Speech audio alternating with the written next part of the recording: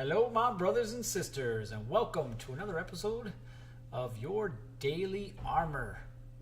Today's topic, is this a pursuit or a Sunday morning drive? When I first promoted to sergeant, I swore that I was not going to be like all the other sergeants. The stingy boss, like, rah, rah, rah, you have to do this and you have to do it this way because I said so, that's why. I didn't want to be that guy. I was never that guy to begin with, so why should I change? So what we would do is every Sunday morning, I would try and work on building this camaraderie, right? This group effort. Try and bring people together. So occasionally what we would do is we would go down to IHOP and we would have breakfast. Instead of having briefing, which there wasn't anything going on a Sunday morning anyway, we would just go down and have breakfast at IHOP, which is great, right? It was a little Sunday morning ritual. It helped us bring the squad together. Now, for those of you who have ever worked on a Sunday morning, and it doesn't have to necessarily be police work, but if you've ever worked on a Sunday morning or been on a freeway on a Sunday morning, there's not a lot of people out. It just doesn't happen. Could be because they're hungover the night before. It could be because they're at church. I don't know. Either way, they're not out. Seems like about noon, things start to pick up, but for the most part, Sunday mornings, not a lot happening. So after we had this breakfast, this IHOP breakfast this particular morning, we decided to see who could get the first arrest of the day by 8 a.m. That was our goal. And so the guys on my squad, they're like, cool, we're on. We'll do this. A little bit of a challenge. So these guys go down this road and they head down to Main Street. Well, I'm going to play the game too because I don't have anything going on, so I follow them down there. Eventually, I know we'll end up splitting off. We get to Main Street, and there's literally one car in front of us. Only one car stopped at the red light. They back up, pull up next to me. We're chatting a little bit. They're running the license plate, and nothing specific comes out. Well, the light turns green. He turns left. Well, he makes a white turn.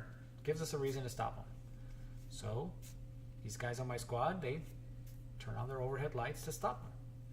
Well, funny thing happens. He doesn't stop. He doesn't speed up and take away either. He just keeps going. Just regular speed. Keeps going. I was like, well, this is kind of strange. So they call it off on the radio. Still nothing. Overhead lights. Woo, woo, woo. Nothing. It's like, okay, this is getting kind of weird. Well, he pulls up to the next light. The next light is red. He stops. I'm like, cool, he's going to stop. Literally, as soon as he stopped, it turned green. So what did he do? He kept going. I'm like, okay, this is just strange. Eventually, he makes his way to this major thoroughfare that's going to take him down to the freeway. At this point, I have called the lieutenant because, well, we're going 35 miles an hour. I call the lieutenant. I'm like, hey, just so you know, I'm out here, and there's nothing happening. He's driving normally. Like, we've shut off our lights. We've shut off our siren. He's just driving normally. I don't know if he's old or what's going on. He's like, okay. Well, no pursuit. The dirty pursuit word. So he stops at the next light. We turn on our lights and our siren again. Nothing. He keeps going. We turn it off again. Next light. It's like this process. We're playing this little game. He gets to the freeway. He stops for the red light on the freeway. The light turns green. He turns onto the freeway.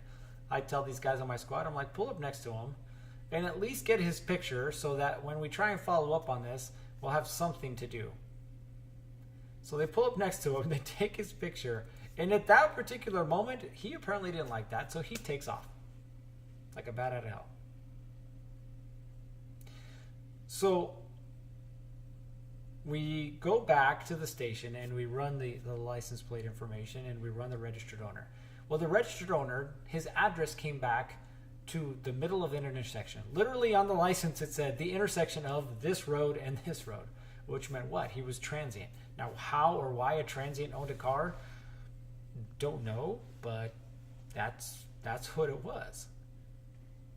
So here was a problem. The rules of the game said that we were not to pursue. It wasn't a violent crime. It wasn't anything crazy like that. And every time that you called off a pursuit or a failure to yield, there was a report that had to be written and it was investigated every single time. I knew that my guys hadn't done anything wrong. I was physically out there with them. I had seen it. I had experienced that. And I'd let the lieutenant know. But regardless of nothing happening, they still opened up an investigation on them to make sure that they had followed the rules.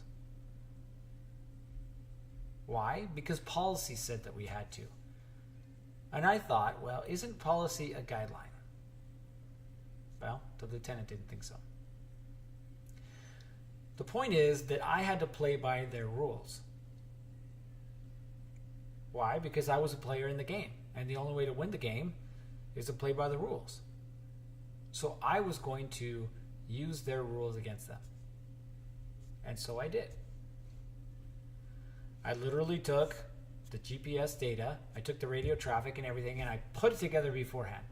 And I said, here's this, here's this, here's this. I was there. Here's the whole thing.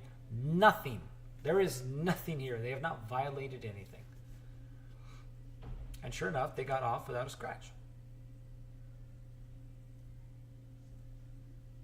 See, what I want you to consider is these rules of the game that exist in your life. It could be at your job. It could be at home. It could be in your business. It could be in your body. It doesn't matter. There's rules. And you're playing by these rules. Or are you?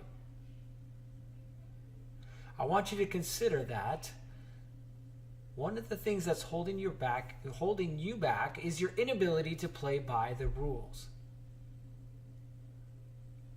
I want you to think about this with your body. The rules are you're not going to be able to run a marathon if you haven't been running for 3 or 4 months consistently 40 to 60 miles a week. It's not going to happen. Yet you try and break the rules anyway. Rules are you married your wife and she is the woman of your dreams, yet you spend all your time on your phone looking at other women, looking at porn, and wondering why you're so disconnected from her. Wondering why it seems like she doesn't love you.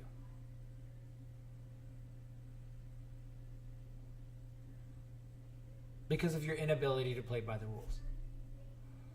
Your inability to play by the rules is actually hurting you. It's not an advantage, it is a disadvantage.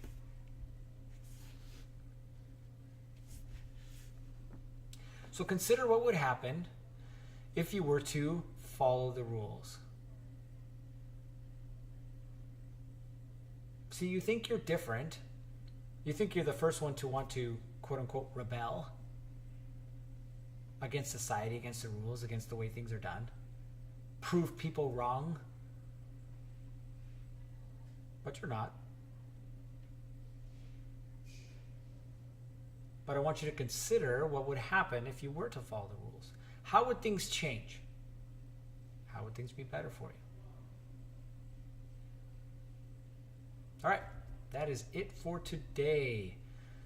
What I want you to do is follow us on Instagram and Facebook at Warrior Guardian. Subscribe on YouTube at The Real Warrior Guardian.